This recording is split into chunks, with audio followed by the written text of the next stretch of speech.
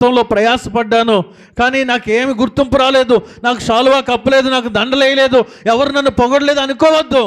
ఈ వాక్యం నీకోసమే. ఈ 1 కొరింథీ 15:58 ప్రతి క్రైస్తవుడు కూడా ఈ వాక్యాన్ని మీ మనసులో పెట్టుకోనండి.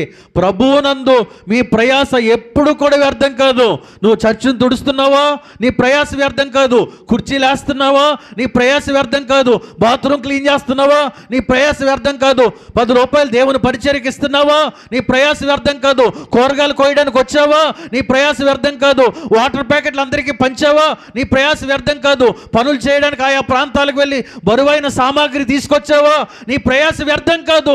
దేవుని నామములో, దేవుని పేరట సంఘములో జరిగే ఏ చిన్న పని అయినా మనుషుల ఎదుట అది చిన్నదిగా ఉండొచ్చు, కానీ దాని యొక్క ప్రతిఫలము, దాని యొక్క పర్యవసానము, దాని యొక్క ప్రయాస ప్రభు ఎదుట వ్యర్థము కాదు. దేవునికి స్తోత్రం. హల్లెలూయా. రేపు అందరం కష్టపడి మంచిగా భోజనాలు వండేసాం, అందరూ కూర్చొని భోజనాలు వడ్డించేసాం, భోజనాలు తింటున్నారు. వాటర్ ప్యాకెట్ ఎవడు ఇవ్వలేదు అనుకోండి, అంత మంచి భోజనం పెడతామని గమ్ముని అన్నారు అనుకోండి. ఎవరన్నా ఏం కావాలి వాళ్ళకి? ప్లేట్లో 150 రూపాయల భోజనం ఉంది, కానీ ₹1 వాటర్ ప్యాకెట్ లేకపోతే ఆ భోజనం అంతా పక్కనెట్టి ఎక్కడ పరిగెడతాం? అంటే ఆ వాటర్ ప్యాకెట్ ఇచ్చేవాడు కూడా విలువైన వాడే. దేవునికి స్తోత్రం. హల్లెలూయా. తినేసి అక్కడే పడేసి వెళ్ళిపోతాం.